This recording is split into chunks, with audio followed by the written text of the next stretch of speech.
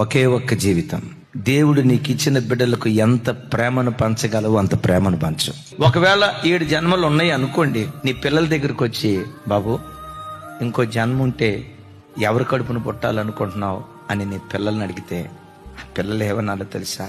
మరలా మా అమ్మ కడుపునే నేను పుట్టాలయ్యా, పుడితే మరలా తండ్రి కడుపునే పుట్టాలయ్యా.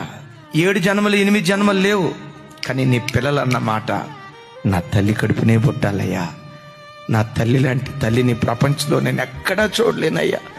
ఆ మాతృమూర్తి కడుపులో ఎన్ని జన్మలున్నా ఆ తల్లి కడుపునే పుట్టాలయ్యా అని నీ పిల్లలు అనేటట్లుగా నువ్వు బ్రతకాలి. అలాంటి ప్రేమను పంచాలి. మా అమ్మ నాన్న మాకు ఆస్తిపాస్తులు సంపాదించి పెట్టలేకపోయినా ప్రేమగా బ్రతికే జీవితాన్ని వరంగా మాకు ఇచ్చారయ్యా. మరొక జన్మంటూ ఉంటే ఆ తల్లి కడుపులోనే పుట్టాలని నీ పిల్లలు అనేటట్లుగా ఆ మాతృత్వాన్ని నీ పిల్లలకు నువ్వు పంచాలి.